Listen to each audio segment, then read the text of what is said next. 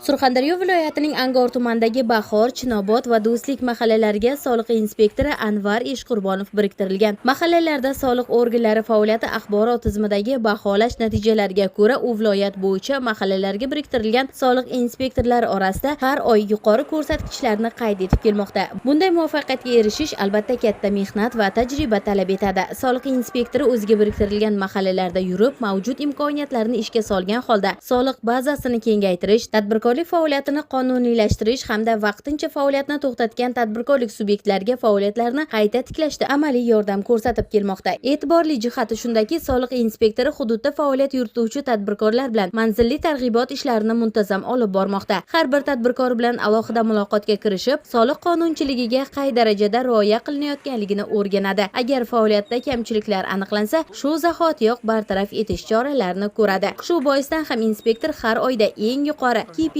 ko'rsatkichlarni qayd etmoqda. Menga biriktirilgan hududlarda yuridik shaxslar 44 ta, shundan 13 tasi fermer xo'jaligi. Yattilar soni 72 ta, o'zini o'zi band qilganlar 1241 ta, dehqon xo'jaliklar 169 ta, deklaratsiya soliq to'lovchilar soni 181 tani tashkil etadi. Soliq to'lovchilar bilan doimiy tarzda muloqotda bo'laman. Soliq to'lovchilarga soliq qonunchiligidagi yangiliklar haqida xabardor qilib boraman. Shu bilan birga konstitutsiyaviy burchlarini anglagan holda hisoblangan soliqlarni ixtiyoriy to'lash madaniyatlarini yanada oshirishga alohida e'tibor qaratyapman. Shuning natijasida soliqlarni undirib olishga erishib, menga berilgan rejalarni ortig'i bilan bajarishga erishyapman.